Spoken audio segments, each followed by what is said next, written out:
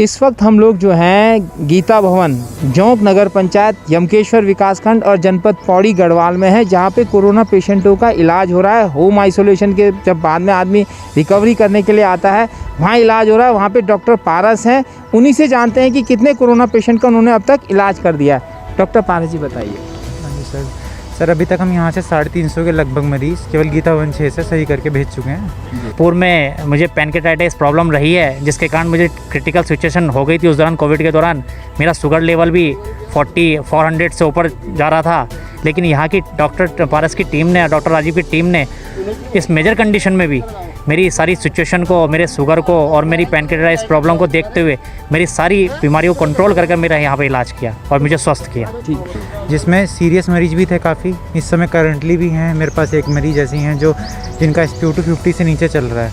NRBM mask हमने रखा हुआ है, बाकी उनका इलाज चल रहा है। देखते हैं, हमने रेफरल के लिए उनको बोला हुआ है, लेकिन उनको एम्स में बेड अवेलेबल नहीं हो पा रहा है अभी, तो उनको हमने यहाँ मेंटेन किया हुआ है। अभी सही है, उनको 4-5 दिन हो चुके हैं यहाँ।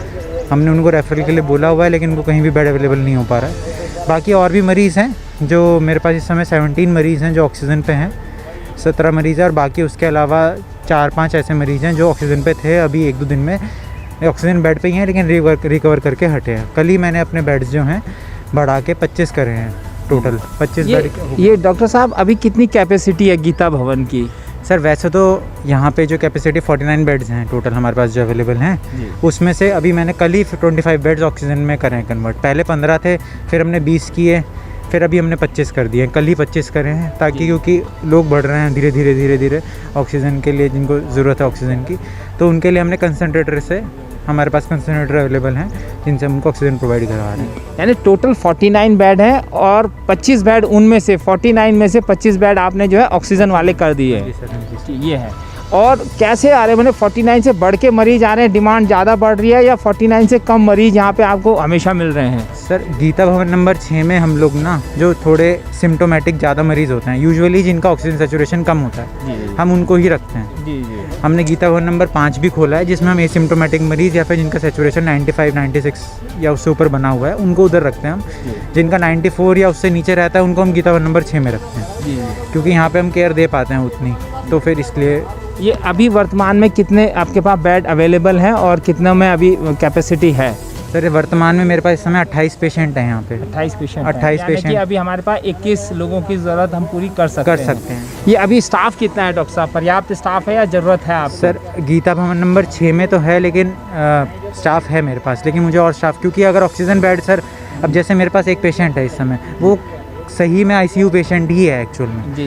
तो एक ICU पेशेंट पे एक स्टाफ कंटिन्यूस रहना पड़ता है, तो एक दिन का मेरे को 3 या 4 स्टाफ उस पर ही जाना है मेरा, है ना। और ऑक्सीजन बेड्स पे भी अगर आप देखा जाए तो एक स्टाफ कम से कम 4 या 5 ऑक्सीजन बेड पे एक स्टाफ की तो ज़रूरत होती ही होती है मिनिमम। जी। ये वेंटिलेटर भी है आप लोगों के पास? नहीं सर, वेंटिलेटर नहीं है मेरे पास, ऑक्सीजन सिलेंडर्स हैं।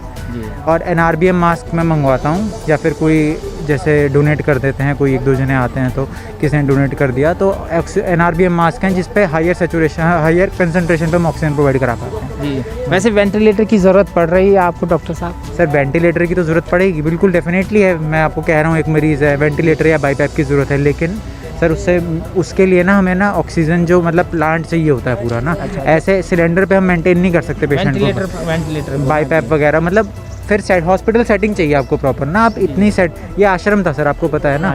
तो आश्रम को हॉस्पिटल में आप जितना है हम मैक्सिमम कर सकते थे, कर रखा है, लेकिन इसके बाद हॉस्पिटल सेटिंग ही चाहिए आपको। अगर उसके लिए फिर एनेस्थेटिस्ट चाहिए प्रॉपर आपको, फिर फिजिशियन प्रॉपर चाहिए आपको, हर चीज़ चाहिए उसके लिए। ये डॉक्टर साहब हम सुन रहे हैं कि बाहर से भी आ रहे हैं कई कोविड पेशेंट, वो भी रिकवर होकर आपके यहाँ से जा रहे हैं? हाँ जी सर, जहाँ से भी है सर, ये तो नॉर्मल है, DCCC है, कोई भी आएगा, कहीं से भी आएगा मरीज़, तो हम ले रहे हैं, हमने मना किसी को नहीं कर रहे हैं। जो भी कहीं से भी मरीज़ आ रहा है उसका सेचुरेशन फॉल है, तो हम गीता भवन नंबर 6 में ले रहे हैं उसको। 2 दिन पहले मेरे पास बेड फुल थे, तो मैंने मना किया था। कल मेरे पेशेंट्स कहीं सारे डिस्चार्ज हुए हैं, जो मतलब या फिर ऑक्सीजन से कुछ हटे हैं, तो आज फिर मेरे पास अभी बेड अवेलेबल हैं। तो मैंने अभी आज सुबह ही फ़ोन किया था डॉक्टर राजीव को, जो इंचार्ज हैं पूरे ब्लॉक के, तो उनको मैंने बॉस को बोला था, मैंने कहा बॉस ऐसा ऐसा है, तो बॉस ने कहा था ठीक है, कोई पेशेंट होते हैं तो हम ले रहे हैं दोबारा आज पेशेंट। ये डॉक्टर साहब जैसे हम देख रहे हैं कोरोना महामारी आई है, क्या हमारे देश को, प्रदेश को और क्षेत्र को एक बेहतरीन अस्पताल की ज़रूरत है? आप समझते हैं इस बात को? सर मेडिकल, सर अब देखो, आपको पता ही, सबको ही पता है कि मेडिकल क्षेत्र में उतना काम शुरू से नहीं हुआ है। लेकिन ऐसा भी नहीं है, अब धीरे धीरे गवर्नमेंट ने काफ़ी इम्प्रूवमेंट कर दी है, काफ़ी अस्पताल जगह जगह बना दिए गए हैं। और अगर आप यही पिछले साल में देखते हैं ना, पिछले साल में कोविड के लिए इतनी तैयारी नहीं थी, इस साल काफ़ी तैयारी करी हुई है सरकार ने बहुत अच्छे तरीके से। अब आप ये सेंटर ही देखेंगे अगर, तो ये सेंटर था नहीं, आश्रम था ये, अब इस सेंटर में इतनी सुविधाएं उपलब्ध हैं कि हम यहाँ पे 70 SpO2 वाले मरीज़ को भी आराम से ट्रीटमेंट पूरा यहाँ से करके भेज सकते हैं। उससे नीचे वाले मरीज़ के लिए हमें थोड़ी दिक्कत आती है, लेकिन ऐसा नहीं है, उसको भी हम NRBM मास वगैरह पे रख के मेंटेन कर भी रहे हैं और कर सकते हैं। लेकिन ये है कि हमें उनको रेफ़र करना ही पड़ता है, क्योंकि उनके लिए बाईपैप या वेंटिलेटर की भी ज़रूरत पड़ सकती है।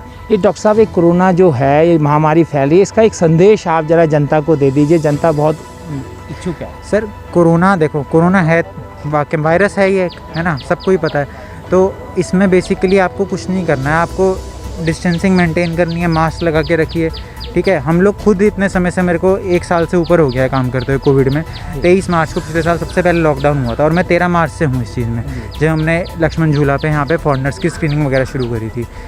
तो अभी तक मेरे को नहीं हुआ है कोविड एक बार भी, मैं कम से कम 30-40 बार अपना टेस्ट करा चुका हूँ पिछली बार से। लेकिन वो कारण उसका यही है कि मैं, ऐसा नहीं है कि मैं हर समय मतलब कि मैं किटी पहन के रखी हुई है बिल्कुल।